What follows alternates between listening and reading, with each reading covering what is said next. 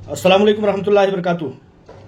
दोस्तों, एक वकील साहब, बेरोजगार वकील साहब जो मुंबई से ताल्लुक़ रखने वाले हैं, कभी कभार सुप्रीम कोर्ट में नज़र आते हैं और कभी कभार वहीं से बैठ करके 2-3 मिनट का वीडियो बनाते हैं। झूठ का पुलिंदा, वीडियो में झूठ का पुलिंदा। अभी कल परसों की बात है, 2-3 मिनट, 4 मिनट, 3.5 मिनट की एक वीडियो उन्होंने बनाया है। उसमें 1000 गलतियां आप तलाश कर सकते हैं। मैंने चंद एक नुकात उनके मोटे मोटे नोट करके आप लोगों के सामने और उन वकील साहब के सामने पेश करना चाहता हूं। आप ये सोचेंगे कि वो कौन है आखिर, तो मैं बताना चाहता हूं कि चूंकि वकील बड़ी शैतानी दिमाग के होते हैं, बड़े मतलब कशमकश के हालात के होते हैं। एक शायर कहता है कि पैदा हुआ वकील तो शैतान खुश हुआ, पैदा हुआ वकील तो शैतान खुश हुआ, लो आज मैं भी साहिब औलाद हो गया।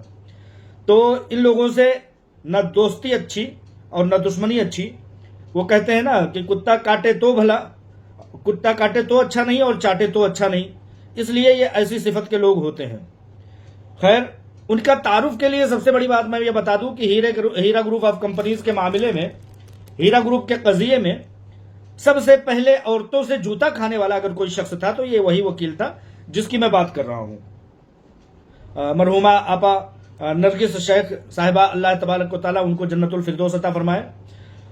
उनको ब्लैकमेल किया इस वकील ने। उन्होंने चप्पलों से दौड़ा दौड़ा करके मारा था, गेट से टकरा गया था कोर्ट कचहरी के, और सर में पट्टी बंधा के आया था और मुकदमा दायर किया था कि जो है मुझे मारा है, मेरा सर फूट गया है वगैरह वगैरह, और मुझे 50-50 हज़ार रुपए की जो है जुर्माना दिलाया जाए, मुझे मदद दिलाई जाए। कुछ ख्वातीन को इसने ब्लैकमेल कर लिया था, उन्होंने 20-30 हज़ार रुपए पर गालिबन जो है सेटलमेंट कर लिया था। लेकिन नरगिस शेख आपा मरहुमा, अल्लाह तबारक व तआला उनको जन्नतुल फिरदौस अता फरमाए, करवट करवट उनको जन्नतुल फिरदौस अता फरमाए। उन्होंने कहा कि इस दयूस सिफत वकील से मैं जिंदगी भर लड़ूंगी, और उन्होंने वो चीज़ निभाया और अल्हम्दुलिल्लाह उन्होंने फाइट किया और अपने मालिक हकीकी से जा मिली। इस दयूस वकील के सामने झुकी नहीं, सेटलमेंट नहीं किया। खैर, उसके तारुफ के लिए इतनी बातें मैंने कह दिया, आप लोग समझ गए होंगे कि किस वकील के बारे में बात कर रहा हूं। बेरोजगार वकील ये कहता है कि मैं 7 सालों से हीरा ग्रुप ऑफ कंपनीज के मामले में काम कर रहा हूं। सबसे बड़ी झूठ कि 7 सालों से काम कर रहा है लेकिन आज तक किसी भी तरह का कोई पॉजिटिव और कोई निगेटिव मैसेज इसके काम के जरिए से निकल के नहीं आया। हां, अगर निकल करके आया है तो सिर्फ और सिर्फ फर्जी मुकदमात और हीरा ग्रुप ऑफ कंपनीज के इन्वेस्टरों को बहका करके उनसे तादेर एक मुकदमाती मामले में उलझा देने के बाद उनसे फीस का कलेक्शन और तमाम तरह की चीजें जो है वो करने का इसकी नीयत है। दरअसल लोगों ने हीरा ग्रुप ऑफ कंपनीज को गलत फहमी में, अपने गलत फहमी में कुछ पत्रकारों ने, कुछ ब्लैकमेलरों ने और कुछ वकीलों ने यह समझा कि ये बड़ा आसान तरीन लुकमा है, इसको निगल लो और ब्लैकमेल कर लो। लेकिन बहुत सारे लोगों के जो है दांत खट्टे हो गए, और ये वकील है कि कभी कभार गायब हो जाता है, एक आध केस कहीं मिल जाता होगा तो गायब हो जाता होगा, और फिर बाद में जो है हीरा ग्रुप ऑफ कंपनीज के सरमायाकारों के दरमियान में आ जाता है और ऑडियो वीडियो करने लगता है, और उसके जरिए से इसका मकसद होता है कि चंद एक क्लाइंट इसको मिल जाए हीरा ग्रुप ऑफ कंपनीज के सीधे साधे। तो इसी चीज को ये कहता है कि 7 सालों से मैं काम कर रहा हूं। झूठा इंसान ये कहता है। दूसरे पॉइंट के तौर पर मैंने नोट किया है, ये वकील कहता है कि मैंने जो है वो वजीर आजम भारत के जो है प्राइम मिनिस्टर और वजीर दाखिला गृह मंत्री को मैंने लेटर लिखा है। जाहिल जो है वकील साहब, देखिए जब मामलात जो है कोर्ट कचहरियों में होते हैं तो मुल्क का सदर जमहूरिया, मुल्क का वजीर आजम, मुल्क का वजीर दाखिला, यहां तक कि जितने भी बड़े पोस्ट ले आइए मुल्क के, कानूनी मामलात में कोई दखल अंदाजी नहीं कर सकता। इस चीज को आप अपनी किसी खास डायरी में लिख करके रख लीजिए। लिहाजा हर किसी को मालूम है कि सुप्रीम कोर्ट ऑफ इंडिया में भी हीरा ग्रुप ऑफ कंपनीज का मामला चल चुका है, और अगर किसी वजीर आजम से, वजीर दाखिला से या किसी पावरफुल शख्स से अगर ये काम होने वाला होता तो ये दिल्ली में बैठा हुआ पत्रकार सहाफी मुतीउर रहमान अजीज उसका फायदा सबसे पहले उठाता, और उसके जरिए से हीरा ग्रुप ऑफ कंपनीज के लाख अफराद के लाख जो है सरमायाकारों की अमानतें देने में और दिलाने में जो है आसानी फराहम होती। अगर ये शख्स होता तो लिहाजा अपनी जहालत एक वकील होकर के ये कहना कि अदालती मामलात चलने के बावजूद वजीर आजम का जो है कोई पार्लियामेंट चलने वाला सेशन तो है नहीं, कोई ऐसा मामला तो है नहीं कि जो अभी दाखिला कोर्ट कचहरी में पहुंच नहीं पाया है, तब जाकर के वजीर आजम और वजीर दाखिला और किसी भी मंत्री और मंत्रालय को लेटर लिखा जाता है कि इस मामले पर संज्ञान लिया जाए, इस मामले पर सुनवाई की जाए, पार्लियामेंट में इस बात को उठाया जाए, जब वो अदालती मामला नहीं होता है। मुल्क का छोटा सा बच्चा इस चीज को जानता है कि जब मामलात अदालत में पहुंच जाते हैं तो चाहे वो वजीर आजम हो या मुल्क का आखिरी शहरी, वो यही कहता है कि भाई मामला कोर्ट में है, कोर्ट से जाकर के देख लो।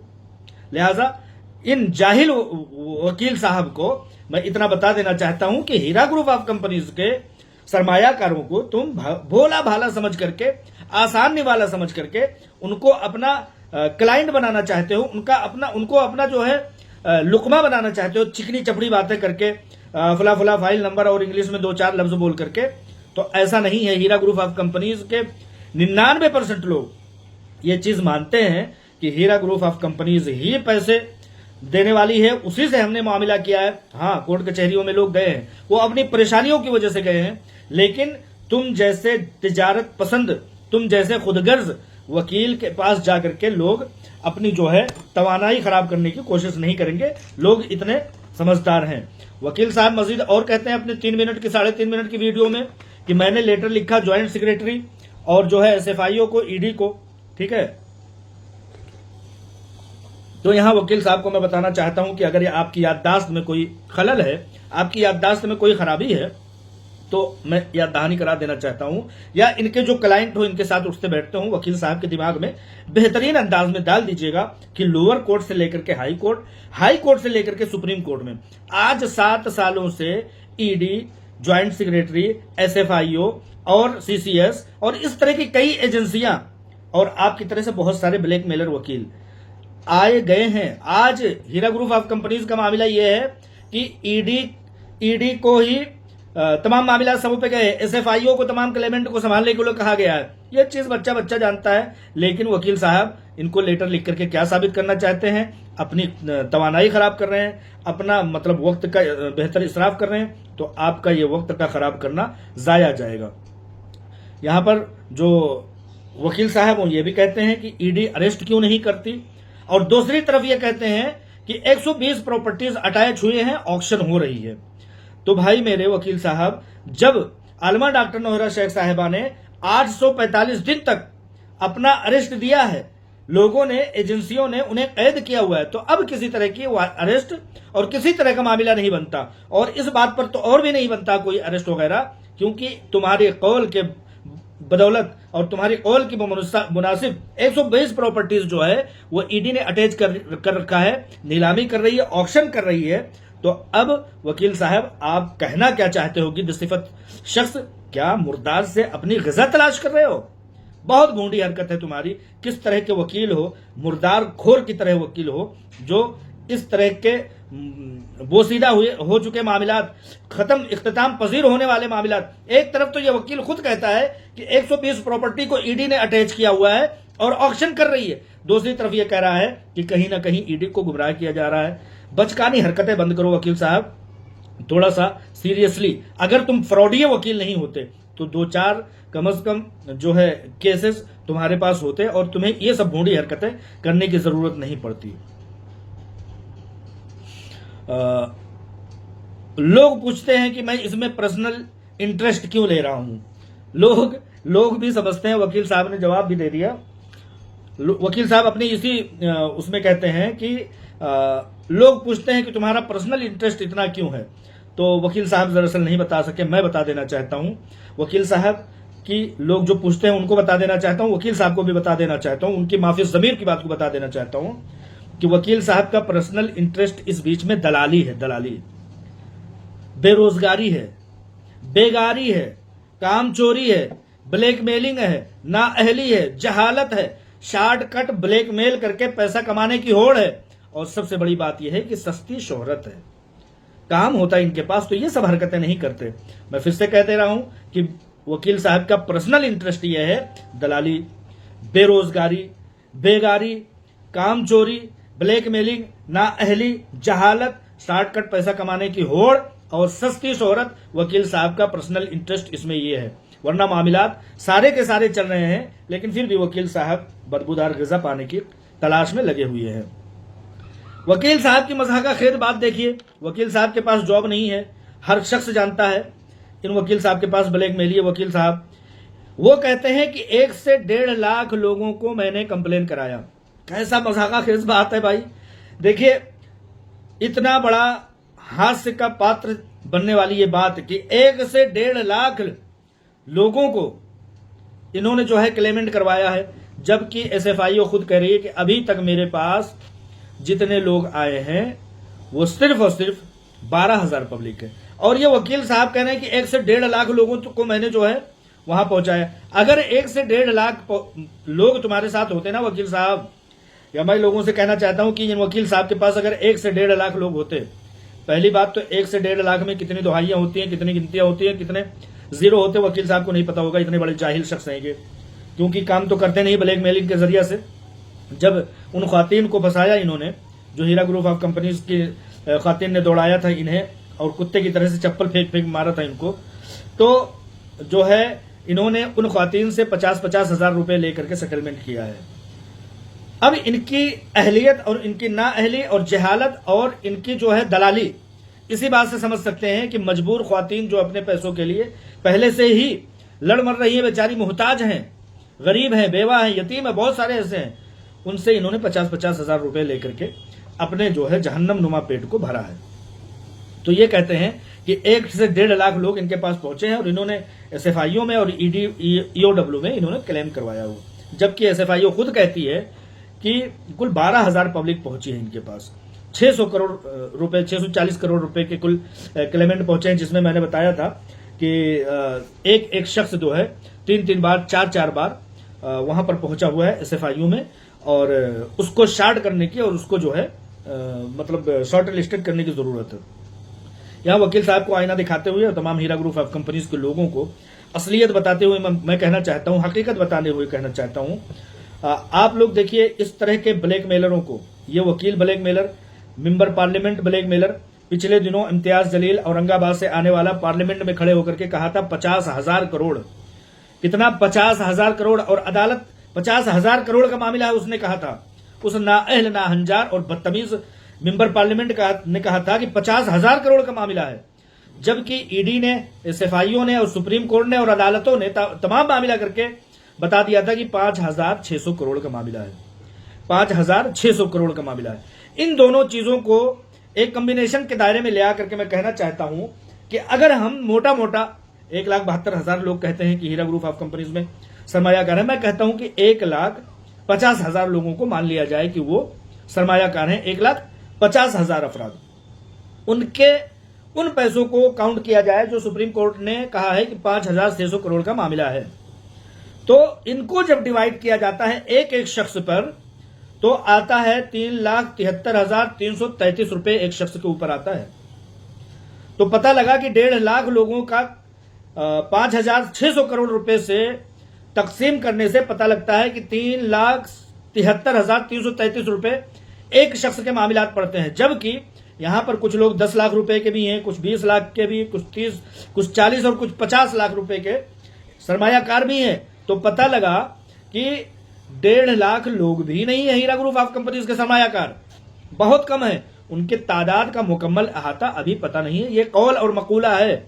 कोई कहता है 1,72,000, कोई कहता है 12 लाख पब्लिक है, कोई कुछ कहता है, कोई कुछ कहता है। मैं कहता हूं कि इस वकील की जुबान से निकले हुए 1.5 लाख को ही अगर शुमार कर लिया जाए और सुप्रीम कोर्ट के उस परफेक्ट डेटा को काउंट कर लिया जाए जो 5,600 करोड़ रुपए की किया था, तो 3,73,000 रुपए एक शख्स के ऊपर आ रहा है, ठीक है। और इम्तियाज जलील के डेटा को, जो उसने 50,000 करोड़ का मामला बताया था, 1,72,000 अफराद से कर लिया जाए तो मालूम होगा कि एक एक शख्स के 10-10 रुपए इन्वेस्टमेंट भी, 20-20 रुपए इन्वेस्टमेंट भी नहीं आएंगे। तो ये किस तरह की वाहियात गोई है, किस तरह की जहालत है और किस तरह की जो है भूंडी हरकतें हैं, किस तरह की दलाली है कि ये लोग मेंबर पार्लियामेंट और इस तरह के लोग, वकील, इस तरह के दलाल वकील लगे हुए हैं। मैं कहना चाहता हूं कि वकील साहब, रिश्ते में आपके बाप लगने वाले बैरिस्टर जिन्नाह सिफती, जिन्होंने मुल्क को बांट करके अलग अलग टुकड़ों में कर दिया, हिस्सों में कर दिया है, हिंदू मुसलमान जो हजारों साल से एक दूसरे के साथ रहते हैं उन लोगों को आमने सामने कर दिया है, उनसे सबक सीखो। जब तुम्हारे रिश्ते में बाप लगने वाले जो है बैरिस्टर, जब वो हीरा ग्रुप ऑफ कंपनी से नहीं उलझ सके, नहीं जीत सके, तो तुम किस खेत की मूली हो।